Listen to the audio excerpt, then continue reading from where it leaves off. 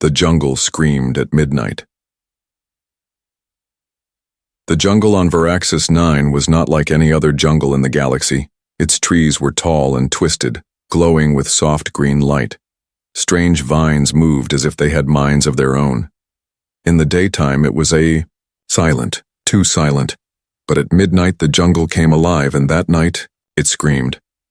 Captain Raylan Voss, a human explorer, stood still as the wind carried a long, sharp cry through the trees. It was not the sound of an animal. It was deeper, wet, full of pain. Raylan tightened his grip on his plasma rifle. He wasn't alone. Behind him, 4 soldiers from his team stood alert. One of them, Corporal Nico, whispered, "What was that, sir?" Raylan didn't answer. He looked at the scanner on his wrist. The signal was back again, a small, pulsing dot deep in the jungle. "This is where the scout team disappeared," Raylan said quietly. "We keep moving." The team advanced carefully. Their boots crunched softly over thick moss. Red glowing bugs flew past their heads. Large plants opened and closed as they walked by. 10 minutes passed. Then 20. Another scream. This one was closer. And this time, it sounded human, or something trying to sound human. Raylan raised a hand, signaling the others to stop. "I see movement," Nico said, pointing to a bush. The team aimed their weapons. The bush shook again. Out stumbled a girl. Not human. She had pale violet skin, long white hair soaked with sweat, and glowing blue eyes. She wore tribal armor made from bone and leather. Her face was full of fear and pain. Her arms and legs were cut. She fell to the ground, gasping. Raylan rushed forward and caught her before she hit the ground. "She's alive," he said. She's just a kid." But she wasn't a child. She was young, but strong. Her skin was marked with symbols, some glowing softly. Ancient signs, alien language. She grabbed Raylan's arm and gasped a word. "Atracor." "What?" Raylan asked. She looked up at him, her lips trembling. "Run." Before he could ask why, the ground beneath them shook. From the trees behind her, something huge emerged. It didn't walk, it slithered. A creature made of muscle, bone, and black slime. At least 10 meters tall, no eyes, just a massive jaw with rows of jagged teeth. Its body was like a snake, but thicker than a tank. Its skin steamed like acid. It roared, loud enough to shake the leaves from the trees. The team fired their weapons. Instantly, blue beams hit the beast, but they didn't slow it down. It rushed forward, opening its mouth wide. Raylan grabbed the alien girl and jumped out of the way, but she slipped. The creature's tongue, long and covered in hooks, shot out and wrapped around her. "No!" Raylan shouted, reaching for her. Their eyes locked for a second. Then she was gone, swallowed whole in one horrible gulp. The creature turned and slithered back into the trees as fast as it came. Raylan ran after it, but it was already gone. Nico ran to his side. "Sir, it's too late." Raylan didn't answer. He stared into the dark jungle where the beast disappeared. He looked down at his wrist scanner. The life sign signal was still blinking. "She's alive," he said. "Sir?" Nico asked, confused. "She's inside it, alive, and I'm going to get her out." Back at their base camp, the commander refused Raylan's request. "Mission is over," she said. "We're pulling out." Raylan stood firm. "I'm not leaving her." "You don't even know who she is." "I don't need to know." She looked me in the eyes. She begged me to run. But she didn't run. She was trying to protect us. Lei. Commander shook her head. "That thing has eaten dozens. No one survives it." "She's still alive," Raylan said again, pointing at his scanner. "This is my mission now. I'll go alone if I have to." That night, Raylan walked alone into the jungle, following the signal. The forest closed around him. Strange shadows danced between the trees. He could feel the ground breathe. He could hear whispers in the wind. But he didn't stop. The alien girl had risked everything. Now it was his turn. As the jungle screamed again under the silver moonlight, Raylan disappeared into the dark, his boots sinking into fresh slime. He was going after the creature, and he was not coming back alone. Swallowed. Whole the jungle was darker now. Captain Raylan Voss moved slowly through the thick vines and glowing fog. His flashlight cut a narrow path in front of him, but the light didn't help much. The jungle swallowed sound, and it swallowed people too, and tonight it had swallowed an alien girl. Raylan checked the life scanner on his wrist again. The green dot was still blinking, slow but steady. "She's alive," he whispered. The girl had been taken by the creature, a monster with no eyes, no voice, just teeth and acid. But somehow she was still breathing. Raylan didn't know how. That was possible, but he didn't care. He was going to find her. He followed a fresh trail, deep grooves in the dirt, crushed trees, and black slime that hissed when it touched his boots. The scanner beeped louder with every step. Then he found the first body, half of a skeleton still smoking. Not human. A helmet sat nearby, cracked open. A symbol on the side. Ex-Scout Division. One of the missing team members. Raylan crouched down and picked up a necklace from the dirt. It was handmade, alien bones shaped into a circle, not military. Was she wearing this? He asked himself. Or did she take it from someone? More questions. No answers. Suddenly the scanner flashed. Read a warning, something was moving. Raylan ducked behind a thick tree just in time. A huge shape slithered by, silent and massive. The creature, the same one that swallowed her. Its body dragged behind it, thick and wet, leaving slime and blood in its path. It moved without a sound, like a ghost made of skin and bone. Raylan's breath caught in his chest. He waited until it passed, then followed at a distance. After 10 minutes, it reached a clearing and vanished underground. A hole opened in the earth like a mouth, and the creature slid down into it. Raylan stepped forward and looked into the pit. Hot wind blew upward. The smell was terrible, like acid, meat, and something older. "This is its nest," Raylan whispered. "She's down there." He climbed down carefully. Inside, the ground was warm and soft. The walls pulsed slowly like a living thing. It wasn't just a nest. It was part of the creature. A second stomach. Raylan followed the scanner. It pointed deeper through tunnels of flesh and bone. He passed piles of half-digested things, gear, weapons, bones, even full suits still sealed with crushed humans inside. And then, he found her. The alien girl was curled inside a glowing cocoon, her body wrapped in a soft, wet film. She looked asleep. Her skin was pale, her breathing slow. Raylan rushed forward, cutting through the membrane with his knife. She gasped, coughing. Her eyes opened. "You," she whispered. "You're okay," Raylan said, helping her sit up. "You're safe now," she shook her head. "No, you're in danger." "I know," he said, "but I came anyway." Suddenly the ground shook. The creature knew. Raylan grabbed her arm. "We need to move." She struggled to stand. "It watches from inside. It smells fear. If we run, it chases. Then what do we do?" She looked into his eyes. "We don't. Run." Raylan took her hand and helped her walk. He led her through the tunnels as fast as possible. The scanner beeped wildly now. Every second counted. Every step echoed too loudly. A low growl came from behind them. Then, a hiss. The walls moved. The creature wasn't following. The creature was all around them. The alien girl whispered something in her own language. "What are you saying?" Raylan asked. She looked back. "I'm praying to the bones of the forest. They say you're the one." "The one to do what?" "Survive." Raylan turned a corner and found a tunnel going upward. He grabbed her hand tighter. "This way." But just as they reached the slope, a sharp tentacle lashed out of the wall and wrapped around Raylan's leg, dragging him back. The girl screamed. Raylan grabbed his knife and slashed at the tentacle, cutting through it with one sharp strike. He fell hard to the floor but got up instantly. The girl ran back to him. "You came to save me," she said, "but now I must save you." She raised her hand. A glow appeared in her palm, soft, blue, and pulsing. The walls around them froze. The creature stopped moving. Raylan stared. "What did you do?" She breathed hard. I remembered. Inside the monster. The tunnel was quiet now. The walls had stopped moving.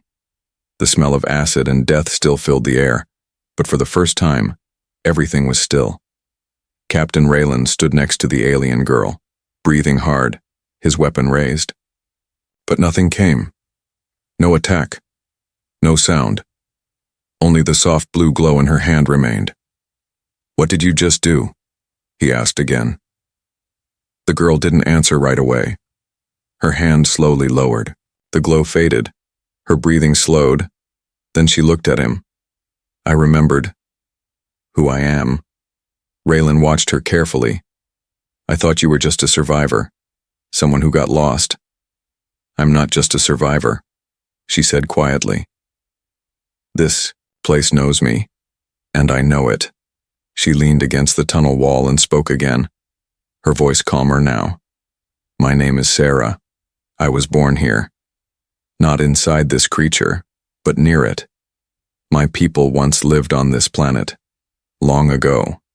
We worshipped the forest, the sky, and the beasts that guarded us." She paused. "But then, something changed." Raylan stayed silent, letting her speak. "This creature wasn't always like this. It was once peaceful. A guardian, until the skyships came. Your kind. Humans brought machines, fire, and noise. The creature went mad. It grew too big, too hungry. It became this thing." Raylan lowered his gun. "We didn't know. We thought it was just a monster." "It was made into one," she said. "But I'm linked to it. My blood carries the old connection." Raylan frowned. "Is that why you could stop it?" Sarah nodded. "Only for a moment. It's not enough to stop the hunger. We must leave, before it wakes again." They started moving through the tunnel again. Raylan kept his scanner ready, but it was quiet now. No life signs nearby. Just the long, breathing heartbeat of the monster all around them. Then they entered a large chamber, and what they saw stopped them both. It was a wide, circular space, like the inside of a cathedral. Bones of creatures, humans, and even ships were stuck in the walls. Stomach acid dripped from the ceiling in slow drops. Strange symbols pulsed on the inside of the walls like veins of light, and in the center, there were people, wrapped in thick web-like cocoons, their bodies half covered in slime but still alive. Raylan rushed forward. "They're breathing!" He began to cut one open, revealing a pale face, a human scout from the missing team. Sarah stopped him. "Wait, what?" She pointed to the roof. "There's something watching." Raylan looked up and saw a dark shape, a second eye hidden in the ceiling. It blinked. The creature knew. Suddenly, the tunnel behind them closed, flesh sealing, over the exit like a wound healing shut. Then the ground shook, the walls trembled, the heartbeat grew louder. It was waking up. Raylan grabbed his knife. "We can't fight this thing, we have to get out." "But how?" Sarah asked. Raylan looked at the weak survivors. There must be another way. He scanned the chamber. A vent, small but wide enough to crawl through, glowed on the far side. He turned to Sarah. "You go first." She hesitated. "And the others?" "We'll get them, but you have to lead."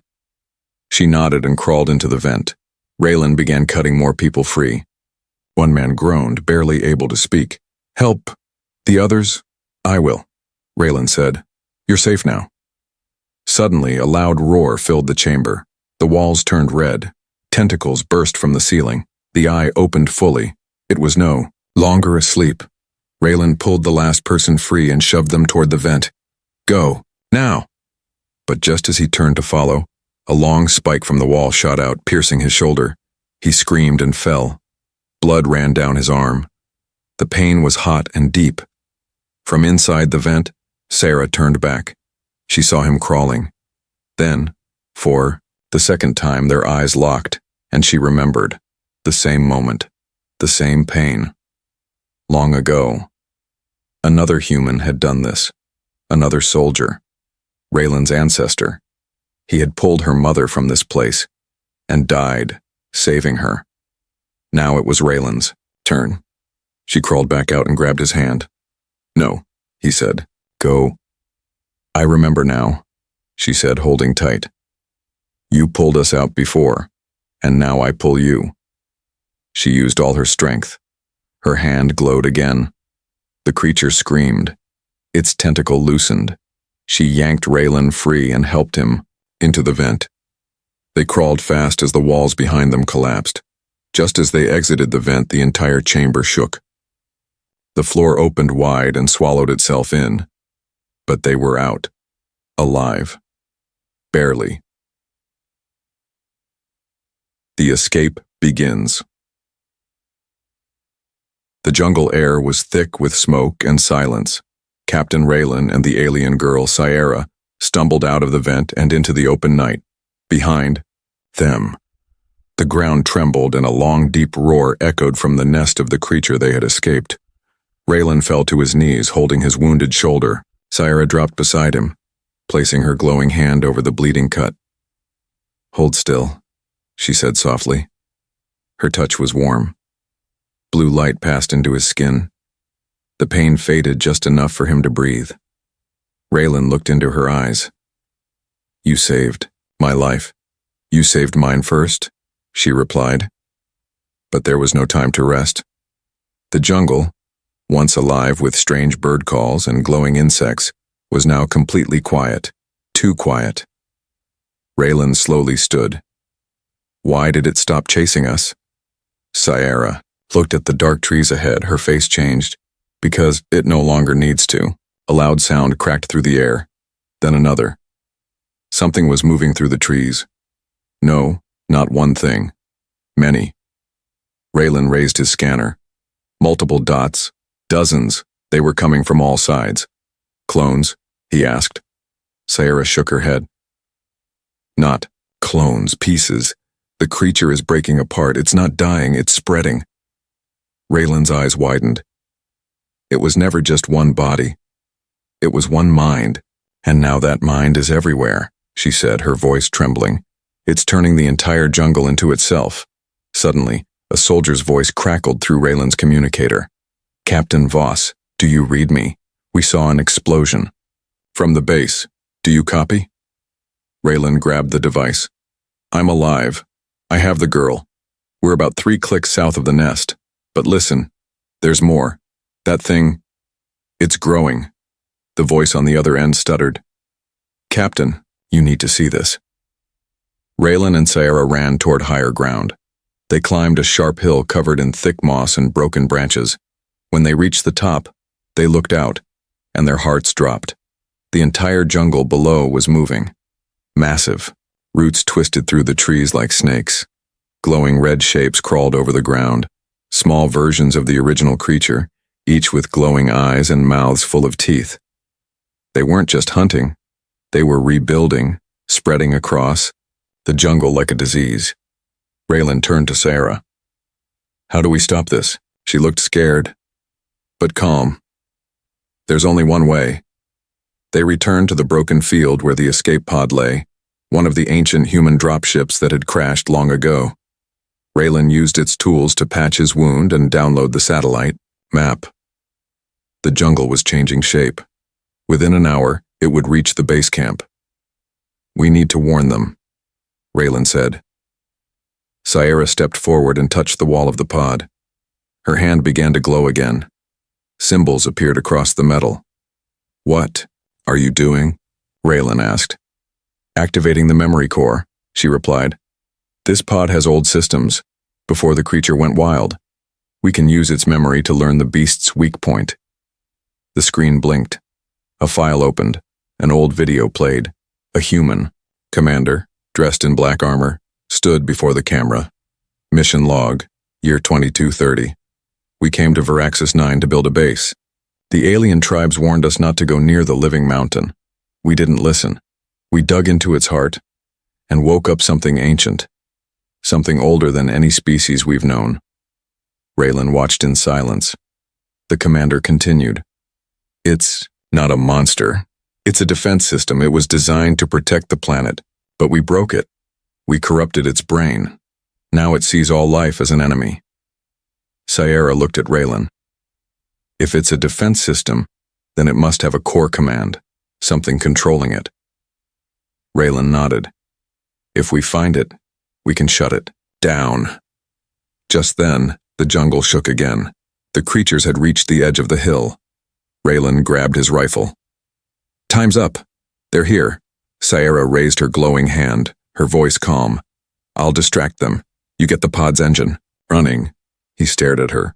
Alone? You won't make it. She smiled sadly. Neither will you. If we both stay. Raylan clenched his fists. You're not a soldier. No, she said, stepping forward.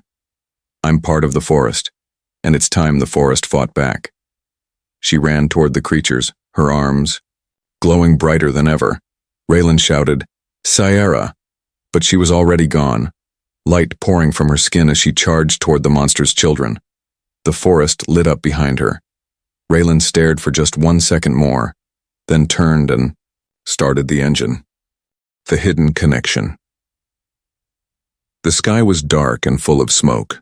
Captain Raylan Voss flew low in the old escape pod, its engines shaking, its control screen flashing red. Trees passed quickly under him. The jungle burned below, lit with glowing red. Beasts that twisted through roots like worms. But Raylan wasn't looking down. He was looking forward, toward the one place he never wanted to go. The living mountain. Sierra had stayed behind to buy him time. Her glowing light had exploded across the jungle, pulling the creatures toward her. Raylan wanted to turn back, but he couldn't. Not now. She believed he was the only one who could finish this. The ship beeped. The map lit up. The mountain stood, tall in the distance, black, jagged, pulsing softly with red light. Not a true mountain, not made of stone. It was a living part of the creature. At its center, somewhere deep inside, was the core brain. Raylan gripped the controls. If I destroy that, he said to himself, maybe we can stop all of this. He landed the pod at the base of the mountain. The ground here was not dirt, but soft flesh covered in old bones. Each step squished. The air was thick and warm. Suddenly, he heard a voice, not from the jungle, not from his comms, from inside his own mind. Why do you come here, human? Raylan froze. You broke me long ago. Now I break everything. He looked around. Who are you? I am what your kind made me. I was a guardian once. Now I am a grave. Raylan's heart pounded. You can still stop this. Let me shut you down. Too late. I'm awake now. Raylan entered the mountain. It wasn't a cave. It was a throat. The walls were alive. Red veins pulsed. Strange sounds echoed, like whispers and distant screams. The farther he went, the more he felt the weight in his chest. He passed, twisted. Metal from broken ships, old human tech, tools, armor, weapons covered in slime and rust. This was where it started. This was where the creature had first been broken. And then he saw it. A huge open chamber. At the center was a glowing orb, the size of a room. It was beating like a heart. Connected to it were thick cables, veins, and bones. Around it, holograms. Blinked, memories trapped inside. Raylan walked closer. The screen turned on. A video played. An old man appeared. His grandfather, General Voss. Raylan stared in shock. Log 35. If this message is found, I am likely gone. We tried to use the mountain, turn it into a weapon. We failed. It wasn't a machine, it was a mind. We corrupted it. It turned on us. The old man paused, his face heavy with guilt. If anyone hears this, I beg you, shut it down. Find the signal key. Only the blood of both worlds can unlock the core. Raylan stepped back. Both worlds. Suddenly, pain shot through. His arm. He looked down. His scanner was glowing. It had absorbed some of Sierra's light. Back when she healed him, He held it up toward the orb. It flashed once, then again, then it unlocked. A panel opened in the heart, a slot for one last manual override key. Raylan pulled out his emergency power core from his belt. It fit perfectly. Override accepted, preparing for shutdown. But then, warning, bloodlink missing, second signal required. Raylan's hands dropped. It wasn't enough. He needed Sierra, but she was gone. He had left her behind. Suddenly, his comms crackled. A faint voice came through. Raylan. His eyes lit up. Sierra. Her voice was weak. I'm alive. Barely. The forest helped me. I'm coming. Raylan smiled, tears in his eyes. Then hurry, I can't do this without you. 10 minutes later, she arrived, burned, dirty, but still glowing softly. She walked up beside him and placed her hand on the orb. It lit up with golden blue light. Dual signal confirmed. Shutdown in progress. The whole mountain began to shake. Veins snapped. Roots pulled away. The heart slowed. Outside, the jungle stopped moving. The creatures turned to stone. Silence spread like a wave. Raylan fell to his knees, breathing hard. Sierra knelt beside him. It's over, he said. She nodded. No. Now it truly begins. The final stand inside the belly. The ground stopped shaking. The glowing heart at the center of the mountain had gone dark. The red lights faded. The pulsing walls went still. The monster, the guardian turned nightmare, was finally silent. Captain Raylan Voss dropped to the floor, exhausted. His shoulder still burned from the earlier wound, but his heart felt lighter. Beside him, Sierra sat quietly, her glowing hand resting against the cold surface of the now dead core. It's over, she whispered. Raylan looked at her. No. Something's still here, and he was right. Just behind the core, a crack appeared in the wall. Soft blue light shone through it, different from the red of the creature. Calm, cold, old. The wall split open. A hidden tunnel revealed itself. Sierra stood slowly. The creature's last memory. It was guarding something. Raylan nodded. Something. Buried. Something old. They entered the tunnel together. It wasn't made of flesh. This path was metallic, lined with smooth silver walls, blinking lights, and ancient control panels. Human writing was mixed with alien symbols. A forgotten lab. A secret place from another time. At the end of the hall was a round chamber. Inside, floating above a control platform, was a strange metal sphere, hovering, spinning slowly, glowing, with golden light. Raylan stepped forward. What is that? Sierra's eyes widened. I've only seen this once, in my people's stories. She walked slowly toward it, like it might vanish if she moved too fast. It's a seed, she whispered. A world seed. Raylan looked confused. Like a planet? She shook her head. Not a planet. A beginning. My people were created from one. And yours may have been too. A screen lit up behind the seed. A voice, calm, emotionless, began to speak. This is Archive Station Theta. Activation confirmed. Final record loading. A hologram appeared. A man in a white coat. Commander Jensen, Earth Genesis Program Log 07. We failed to contain the living guardian. It merged with the root system. We sealed this seed away. If anyone finds this, know that this seed holds the code to rebuild life, not just save it. Raylan blinked. Rebuild life? Sarah turned to him. This isn't just a key. It's a new beginning. With this seed, we could heal the planet, heal the galaxy. But what's the cost? Raylan asked. The voice answered. To activate the seed, one must stay, one must merge. Sarah stepped back. Raylan stared at the sphere. You're saying one of us has to give up everything? Yes, the voice said. Only a living mind can carry the pattern. Silence filled the room. Raylan looked at Sierra. I'll do it. No, she said instantly. You've already given too much. You saved me.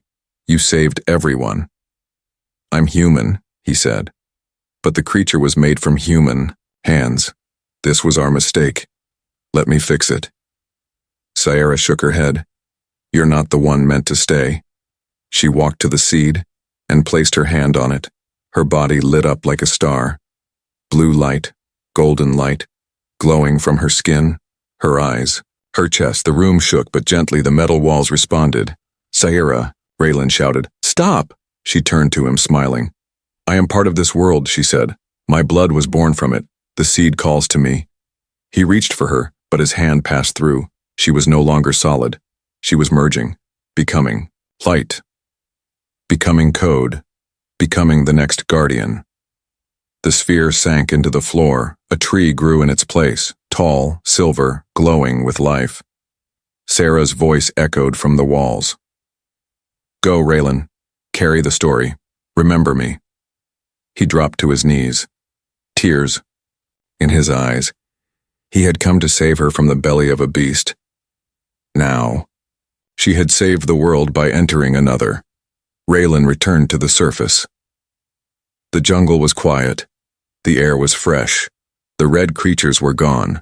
And where the mountain once stood, a great silver tree now glowed in the night. From its branches, small lights floated into the sky like stars. Life had returned. But Raylan didn't feel joy. Not yet. He looked up at the glowing tree and whispered, I'll tell them everything. About you. The human pulled her from its belly. 10 years had passed. The world of Varaxis 9 was no longer feared. The jungle that once screamed at midnight was now calm, full of green light and gentle winds. The deadly red creatures were gone. The poisonous roots were healed, and in the center of the land where the monster's living mountain once stood, now stood a silver tree, glowing like a tower of stars. Its name was whispered by every traveler, every child, every elder. They called it the Guardian Tree, and beneath its soft branches, a story lived on. Captain Raylan Voss had become a legend. Some called him a hero. Some called him the man who tamed death. But Raylan didn't care for titles. He lived in a small home near the edge of the jungle, far from the crowds, far from the noise. He had done his part, but not a day passed without him thinking about her. Sarah, the alien girl he once pulled from the belly of a beast, the one who glowed with forest light, the one who had saved them all. By giving herself to the seed, she had become the new guardian, a part of the tree, a part of the world. One morning, a knock came at Raylan's door. He opened it and saw a small alien child. Her skin was pale violet, just like Sarah's. Her hair was white, glowing slightly under the sun, but it was her eyes that froze him, glowing blue, just like Sierra's. Can I help you? Raylan asked, kneeling down. The girl smiled. You're the one who saved her.